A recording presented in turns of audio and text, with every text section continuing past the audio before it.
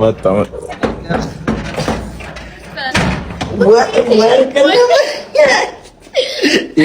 ጋሺ ይቅርታ እንግዲህ እችን ያዛታ።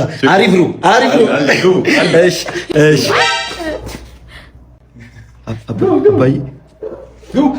አባይ እርሶ ዛሬ አባት መሆኑ ግባ ይዛት መጣውን ግባ። ትንሽ እኮ መጠጥ ጠጥተው ውጭ አለማደርስ እናትና አባት ቤት እኮ ነው ይዛት የመጣው። እንዲህ ነሽ አያሳፍርም። ይሄ ብታገቢው እንኳን ታማኝ ነው። አየሽው ከቤት ውጭ አያድርም፣ አይተኛም። ከሌላም ሴት ጋር ይሁን ይዘልይ መጣ አይናምብሳ አይደል?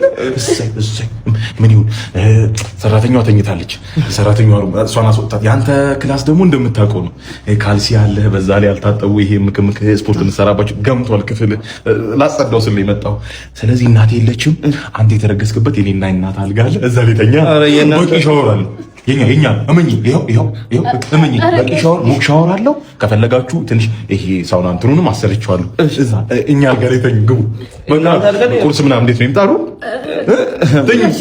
እኔ እኮ እናትና አባቱ ቤት ይዞኝ ይመጣል።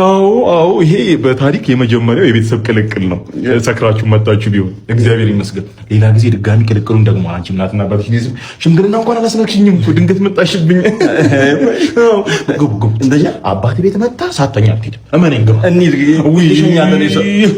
ግቡና ተኛ። አይሆንም ግቡና ተኛ።